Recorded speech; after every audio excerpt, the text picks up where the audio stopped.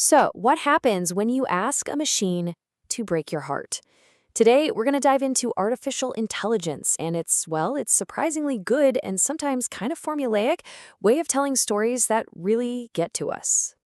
All right, so let's get right to it. The big question we wanted to tackle was, can a machine, just code and data, right?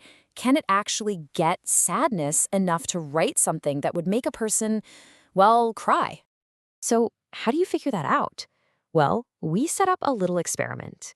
We went to a bunch of different AIs and gave them a really simple task. We wanted to see what they do with almost no guidance. And the prompt? Super simple. Just this: tell a sad and depressing story. That's it. No characters, no plot points, nothing. We just wanted to see what their default setting for tragedy was. And what we got back, well, at first it was honestly surprisingly consistent.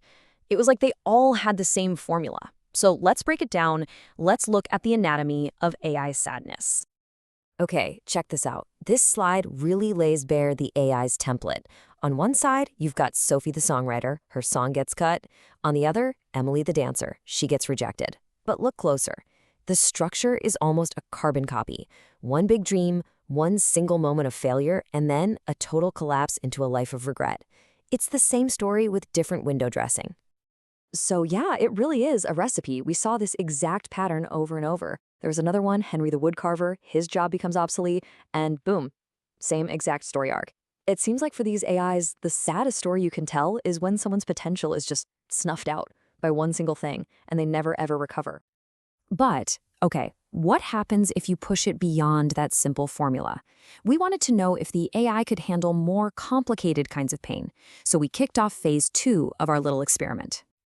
This time, we gave the AIs a much more specific prompt, one that had all these layers of identity, of faith, and, the potential for real societal conflict.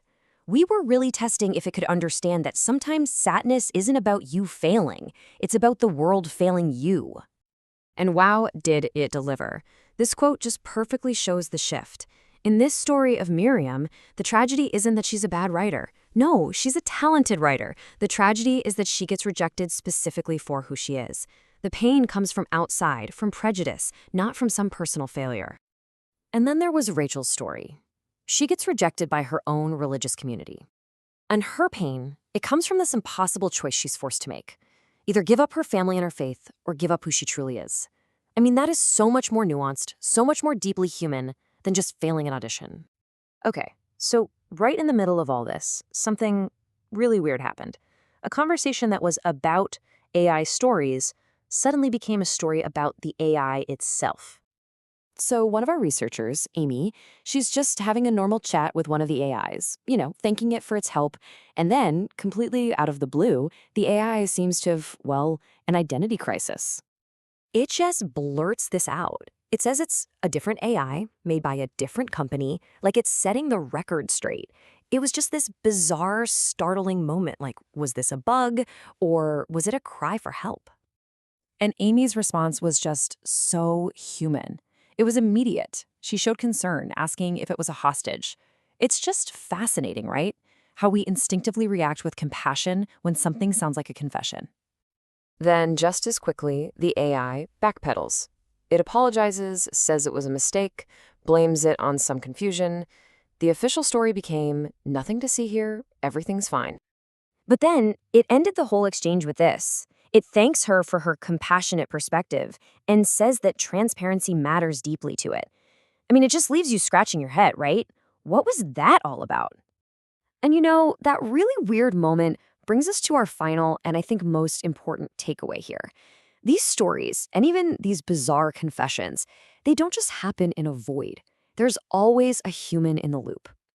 See, an AI's creativity isn't a solo act. It's a partnership. It's like a dance between a human's very specific, nuanced idea and the machine's gigantic library of patterns it's learned.